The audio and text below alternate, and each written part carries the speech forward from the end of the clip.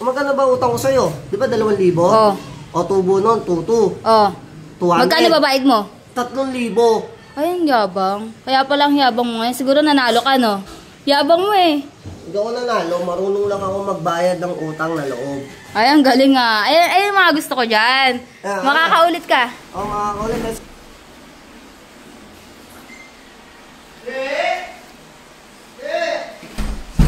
Ay!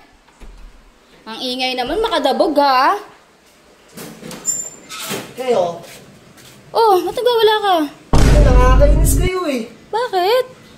Di ba umutang ako sa'yo? Oh, problema? Magbabayad ako, hindi ka napunta sa bahay. Ay, wala, kasalanan ko. Eh, paano ako magbabayad na kung hindi ka napunta sa bahay? Sa bagay, mali nga. Eh, malay ko bang magbabayad ka na? Eh, ang mahirap sa'yo. Gagalit kayo pag hindi kami nagbabayad. Ngayon, magbabayad ako. Hindi kayo napunta sa bahay. Ba?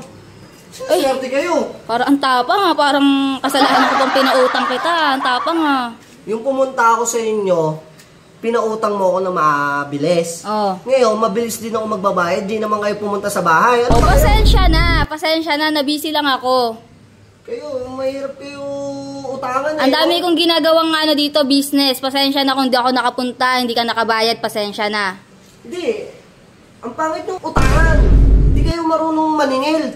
Ay, pasensya na nga ni. Na-late nga ako ng punta sa'yo. Busy. Sa susunod, pag magpapautang kayo, maningil kayo ha. Hindi ako papupunta para magbayad ha. Ay, nakakatakot naman. Parang parang bumabalik ka data sitwasyon. Hindi, pangit kasi yung ginagawa nyo eh. Magbabayad ako, ayaw nyo pumunta sa bahay.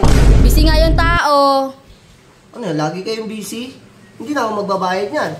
Parang balik ka data sitwasyon. Dapat yung nautang yung napunta sa bahay para magbayad, di ba? Ako pa pupunta doon. Ang layo ng bahay nyo. Tagig pa.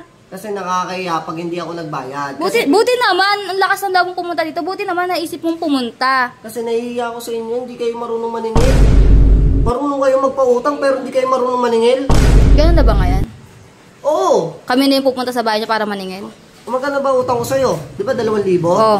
O tubo nun, 2,200. Oo. 200. Magkano babayad mo?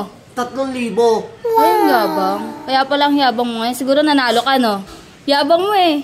Hindi ako nanalo, marunong lang ako magbayad ng utang na loob.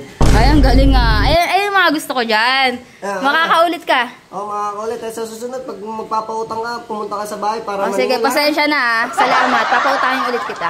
Sige, i-gcash ko. Oh, nandito ka na. I-gcash mo pa. Diyan ako. Ay, parang kakaiba ata yan. Eh, mahirap na yan. Nagtiwala ka, tapos aalisin mo yung tiwala mo. Wala rin silbi yun. I-gcash ko nga. Di ba may number ka na binigay sa akin? Para saan pa yung pagpunta mo dito? Para ipamukha sa'yo na marunong ako magbayad. Nandito ka na nga. Ibigay mo na sa akin ngayon. Gcash nga pera ko, di ba? Di mo dala cellphone mo?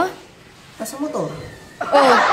Kaya pinaalala ko lang sa'yo na marunong ako magbayad. O sige, isisend ko ngayon. Kasi ikaw, Isisend ko ngayon.